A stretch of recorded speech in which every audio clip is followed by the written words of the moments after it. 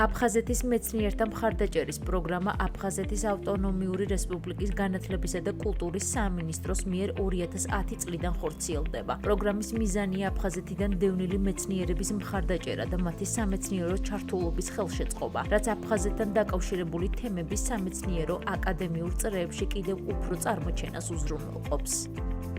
სამინისტროს საქმიანობის ერთ-ერთი პრიორიტეტული მმართველობა გახლავთ აფხაზეთიდან დევნილი მეცნიერების მხარდაჭერა. მოგეხსენებათ, აფხაზეთი ცნობილი იყო თავის სამეცნიერო პოტენციალით, არსებობდა და ფუნქციონირებდა სხვა სამეცნიერო კვლევითი თუ საგანმანათლებლო უმაღლესი დაწესებულება, რომლებმაც 80-იან წლებში განვითარებული მოვლენების შემდგომ უკვე საქართველოს სხვა კუთხეში განაგრძეს მუშაობა და ეწევიან მნიშვნელოვან კვლევით საქმიანობას.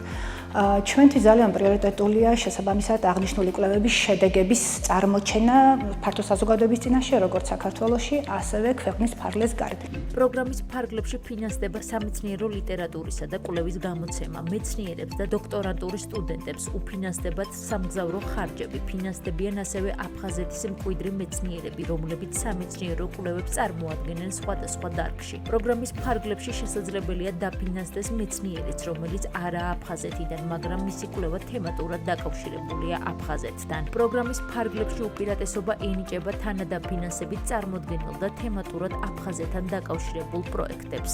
პროგრამის ფარგლებში, რა თქმა უნდა, მინისტრის ბრძანებით შექმნილი არის შესაბამისი კომისია, რომელიც თითოეულ პროექტს, პროგრამის ფარგლებში შემოსულ თითოეულ პროექტს უკვე ასე ვთქვათ, აფასებს იმ 10-ქულიანი სისტემის შესაბამისად. ძირითადად გრადაციის მიხედვით ეს ქულები დაყოფილია მაღალ, საშუალო, დაბალ ქულებად და ამ ქულების საშუალებით ხდება მერე შეფასება და გამოვლენა ამა თუ იმ პროექტის უშუალოდ თანხა ფიზიკურ პირებს არ ერიცხება პროგრამიდან. ერიცხებათ იმ იურიდიულ პირებს, რომელთა რეკომენდაციით იქნება წარმოდგენილი ესა თუ ის პროექტი პროგრამის ფარგლებში. სამინისტროში განცხადების მიღება უკვე მიმდინარეობს. სამეცნიერო ნაშრომების ბეჭდასთან დაკავშირებულ პროექტებზე განცხადების მიღება 2024 წლის 1 ნოემბრამდეა შესაძლებელი, ხოლო მეცნიერებისთვის და დოქტორანტურის აკრედიტებული უმაღლესი საგანმანათლებლო პროგრამების სტუდენტებისთვის სამგზავრო ხარჯებთან დაკავშირებული განაცხადები 30 ნოემბრამდე მიიღება.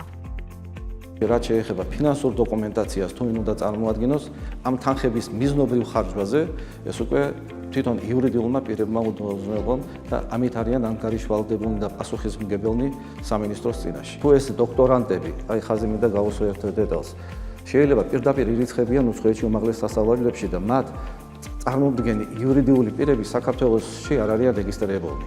ამ შემთხვევაში მათ უშუალოდ უნდა წარმოადგინონ ინვოისები შესაბამისი კომპანიებიდან და უკვე ამ კომპანიებს ერიცხებათ უშუალოდ ეს თანხები პროგრამის ფარგლებში.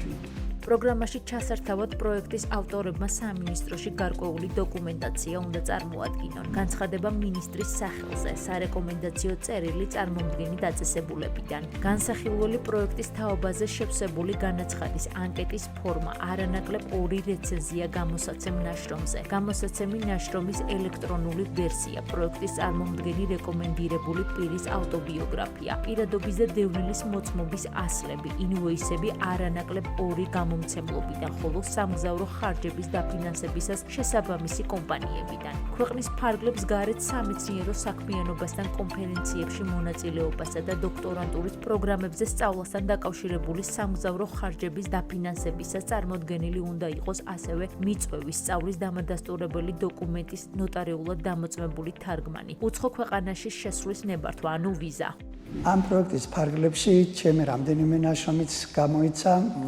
მინდა განსაკუთრებით გამოვყო ერთი, ეს გახლავთ აფხაზთა მოხაჯერობა, რომელიც რუსულ ენაზე იქნა გამოცემული ამ რამდენიმე წლის წინათ.